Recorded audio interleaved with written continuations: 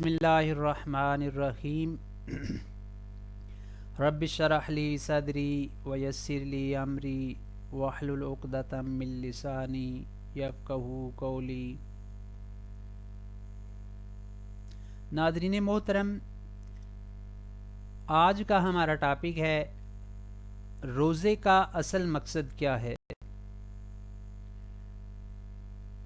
تو یہ رمضان کے سلسلے میں جو ہم نے لیکچر کی سیریز شروع کی ہے اس کا تیسرا لیکچر ہے۔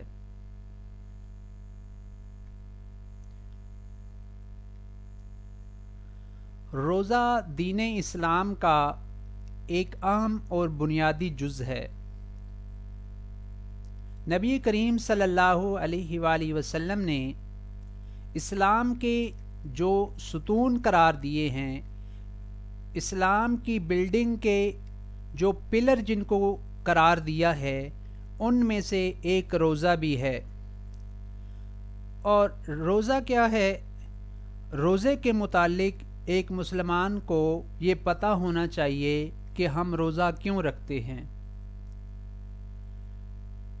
اور کیوں ہم پر روزے کی حالت میں حلال چیزیں بھی حرام ہو جاتی ہیں۔ کیا روزے سے ہمیں صرف ثواب ہی ملتا ہے یا کچھ اور بھی ملتا ہے؟ اگر آپ کسی عام انسان سے یہ سوال کریں کہ روزے کا مقصد کیا ہے تو وہ نارملی یہی جواب دے گا کہ اس سے ثواب ملتا ہے، اور ثواب ہماری آخرت کی زندگی کے لیے ضروری ہے۔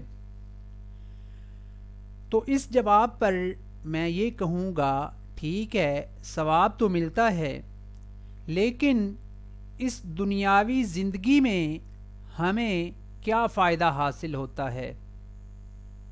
تو اس کا جواب کوئی عام شخص مشکل سے ہی دے سکے گا۔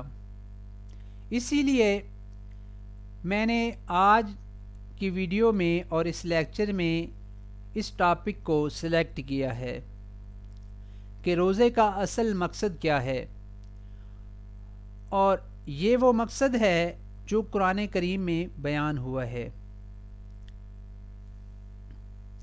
سب سے پہلے ہم دیکھتے ہیں کہ لفظ روزہ جو ہے یہ کیا ہے۔ قرآن کریم میں روزے کا لفظ استعمال نہیں ہوا۔ قرآن کریم میں روزے کے لیے صیام کا لفظ استعمال ہوا ہے۔ فرمایا یا ایھا الذین آمنوا کتب علیکم الصیام، اور یہ صیام جو ہے یہ صوم سے نکلا ہے۔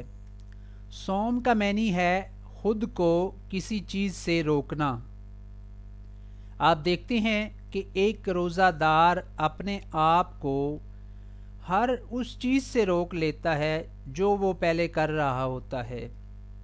مثلا وہ کھانا کھا رہا ہوتا ہے، وہ کھانے سے رک جاتا ہے، وہ پانی پی رہا ہوتا ہے، وہ پانی سے رک جاتا ہے، وہ اپنی بیوی کے قریب جا رہا ہوتا ہے لیکن روزے کی حالت میں وہ بیوی کے قریب بھی نہیں جاتا۔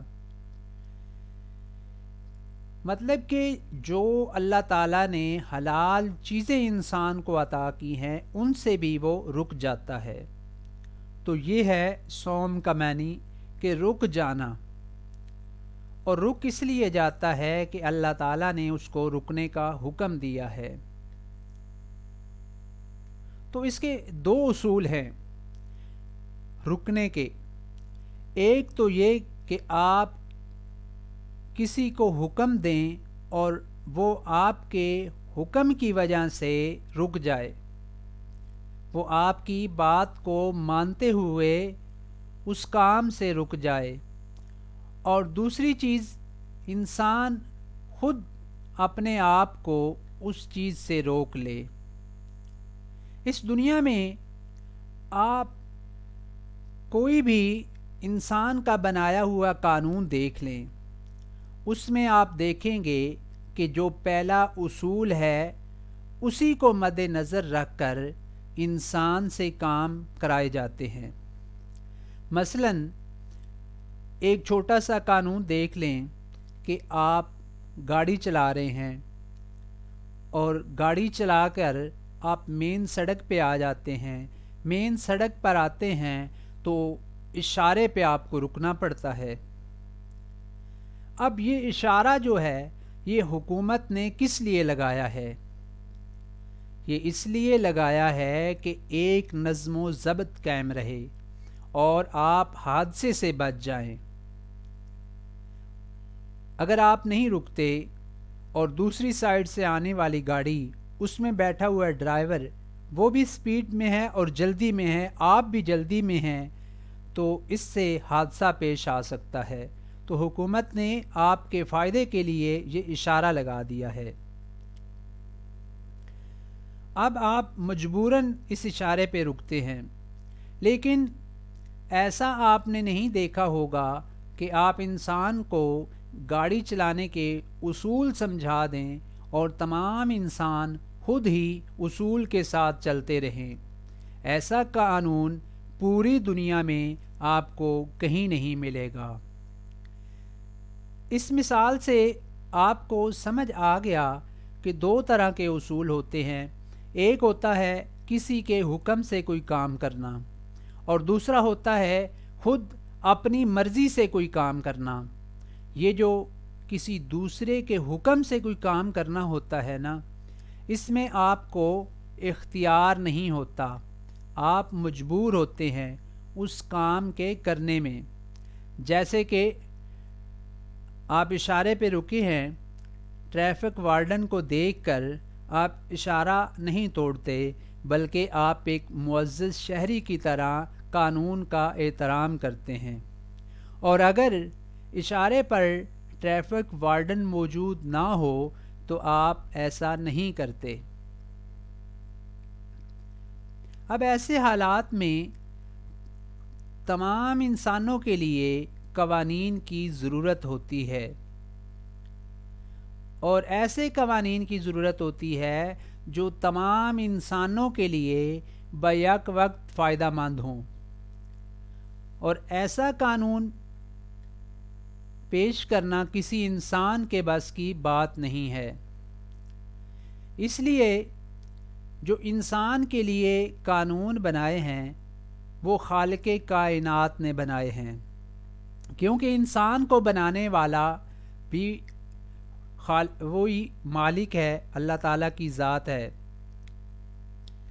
اور اللہ تعالیٰ نے جو قوانین بنائے ہیں ان میں سے ایک اہم قانون روزہ بھی ہے.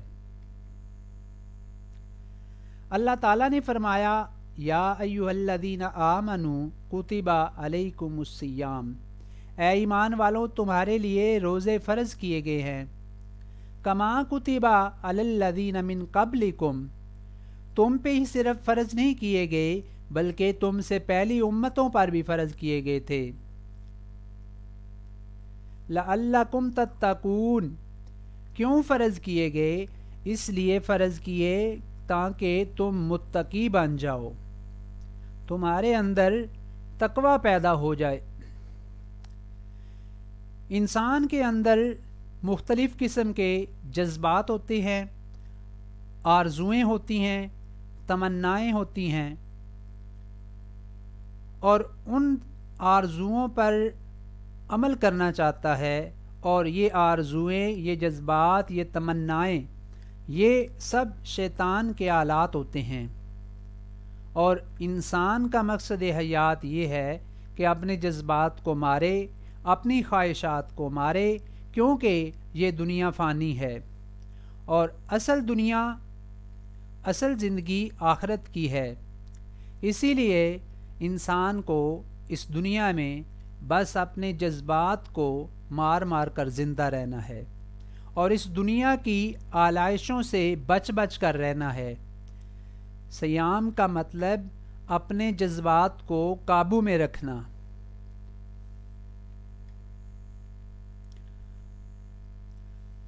رمضان کے یہ دن 29 یا 30 دن ہوتے ہیں، یہ دراصل مومن کے لیے اللہ تعالیٰ کی طرف سے ایک ٹریننگ ہوتی ہے جس میں ایک مومن اپنے سرکش جذبات کو لگام ڈال کر قابو میں رکھنا سیکھتا ہے تاکہ پورا سال وہ ایسے ہی اپنی زندگی گزارے۔ آپ کو ایک مثال پیش کرتا ہوں کہ پہلے جس وقت گھوڑے پر سواری کرنا عام تھی تو اس وقت جب وہ سوار ہو کر گھوڑے پہ جا رہے ہوتے تھے تو راستے میں طوفان آ جاتا، آندھی آ جاتی تو وہ اس سمت اپنے گھوڑے کا منہ کر کے کھڑے ہو جاتے جس طرف ہوا کا رخ ہوتا تھا، تو وہ تھوڑی دیر کے لیے جو رک جاتے تھے۔ یہ بھی وہی چیز ہے کہ انسان اپنے جذبات کو قابو میں رکھے، یا آپ اس سے یہ دیکھ لیں کہ جو اس گھوڑے کو لگام ڈالی گئی ہے وہی انسان اپنے خواہشات کو، اپنے نفس کو کنٹرول کرنے کے لیے اس کو قابو رکھتا ہے اور رک جاتا ہے کہ وہ روزے کی حالت میں حلال چیزوں سے بھی رک جاتا ہے۔ کیوں رک جاتا ہے؟ کہ اس لیے کہ اللہ تعالیٰ نے اس کو حکم دیا ہے کہ وہ رک جائے۔ تو جس طرح وہ حلال چیزوں سے رک جاتا ہے تو پھر عام زندگی میں رمضان کے بعد اس کو حرام چیزوں سے بھی رکنا آسان ہو جاتا ہے۔ اور روزے کا اصل مقصد جو قرآن کریم میں اللہ تعالیٰ نے بیان فرمایا ہے وہ یہ ہے کہ انسان متقی بن جائے، اس کے اندر تقوی پیدا ہو جائے۔ تقوی کیا ہے؟ تقوی دل کی اس کیفیت کا نام ہے جو اللہ تعالیٰ کی ذات کے ہمیشہ حاضر و ناظر ہونے کا یقین پیدا کرے۔ مثلا آپ نے روزہ رکھا ہوا ہے، آپ ایک کمرے میں موجود ہیں اور اسی کمرے میں فریزر بھی موجود ہے، اور فریزر میں طرح طرح کے صاف ستھرے حلال اور خوشبودار کھانے موجود ہیں، اور آپ کو پیاس بھی لگی ہوئی ہے اور اس فریزر میں مشروبات بھی موجود ہیں، لیکن آپ وہ کھانا نہیں کھاتے، آپ بھوک کو برداشت کرتے ہیں، آپ وہاں سے پانی نہیں پیتے، آپ پیاس کو برداشت کرتے ہیں۔ اس کی وجہ کیا ہے؟ آپ کو کوئی دیکھ بھی نہیں رہا، آپ کو بھوک بھی ستا رہی ہے، پیاس بھی آپ کو لگ رہی ہے، تو آپ کھانا نہیں کھا رہے، پانی نہیں پی رہے، اس احساس کی وجہ سے کہ یہاں مجھے اللہ تعالیٰ کی ذات دیکھ رہی ہے، یہاں جو میری شاہ رگ سے زیادہ قریب ہے وہ ذات مجھے دیکھ رہی ہے، اس سے محبت کی وجہ سے، اس کے احکام پر چلنے کی وجہ سے انسان اس سے رک جاتا ہے۔ اور جو انسان کے دل میں احساس پیدا ہوتا ہے کہ وہ اللہ تعالیٰ کے احکام پر عمل کرے اور جن چیزوں سے منع کیا ہے اس سے رک جائے، یہ تقوی ہے۔ تو انسان کے اندر جب وہ روزہ رکھتا ہے تو ایک احساس اور بھی پیدا ہوتا ہے کہ اس روزے کی وجہ سے آپ کے اندر یہ احساس پیدا ہوا کہ میں نے بھوک کو محسوس کیا، برداشت کیا، تو اب آپ کو یہ احساس آپ کے اندر پیدا ہوتا ہے کہ کوئی غریب آدمی ہے جس کے پاس کھانے کو کچھ نہیں ہے، پینے کو کچھ نہیں ہے، پہننے کو کچھ نہیں ہے، تو وہ اپنی زندگی کس طرح گزار رہا ہے۔ تو اللہ تعالیٰ نے یہ بھی حکم فرمایا ہے کہ تو نے روزہ تو رکھ لیا ہے، بھوک اور پیاس کو برداشت کر لیا ہے، اب جو تیرے اندر، تیرے دل میں جو احساس پیدا ہوا ہے اس پہ بھی عمل کر۔ اب اس پہ کس طرح عمل کرے گا؟ تیرے پاس اگر مال ہے تو اپنے مال میں سے اپنے غریب بھائی کو بھی دے، اپنے مال میں سے زکوٰۃ دے، اپنے مال میں سے فطرانہ دے، اپنے مال میں سے صدقہ دے، اس لیے کہ جب تو عید کے لیے آئے، عید کے دن تو خوشیاں منائے، تیرے بچے اچھے کپڑے پہن کے باہر نکلیں تو تیرا غریب بھائی جو ہے اس کے بچے بھی خوشیاں منا سکیں اور وہ بھی خوش ہو سکیں۔ ہم ختم کرتے ہیں اس دعا کے ساتھ کہ اللہ تعالیٰ ہمارے لیے آسانیاں پیدا فرمائے اور ہمیں آسانیاں تقسیم کرنے والا بنائے۔ شکریہ، اللہ حافظ۔